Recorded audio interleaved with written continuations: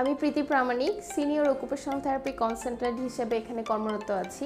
বাচ্চার যদি functional social কমিউনিকেশনে problem হয়, সেটা ভার্বাল হতে পারে, নন ভার্বাল হতে পারে, এবং কিছু কগনিটিভ স্কিলে প্রবলেম থাকে, সোশ্যাল স্কিলে প্রবলেম থাকে, যেটা বাচ্চার সোশ্যাল স্মাইল বা গ্রিটিংসে প্রবলেম হয়।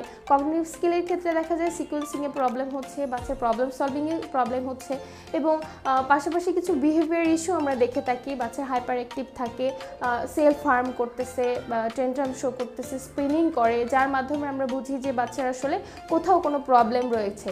তো এই ধরনের কোনো প্রবলেম যদি বাচ্চা দেখে থাকে এবং তার কিছু একাডেমিকে কিছু প্রবলেম থাকে, লার্নিং ডিফিকাল্টিসের ক্ষেত্রে প্রবলেম থাকে, তার রাইটিংয়ে প্রবলেম হয়, যে বাচ্চা স্কুলে গেছে কিন্তু বাচ্চা লিখতে গিয়ে তার হাতে লিখার প্রেশার দিতে পারছে না, পেন্সিল গ্রিপ করতে পারছে না, কলম গ্রিপ করতে পারছে না, তো গ্রিপিংয়ে যদি প্রবলেম থাকে, তো এই ধরনের প্রবলেম যখন আমরা দেখব, তখন অ্যাজ এ অভিভাবক হিসেবে একজন অকুপেশনাল থেরাপিস্টের শরণাপন্ন আপনারা হবেন।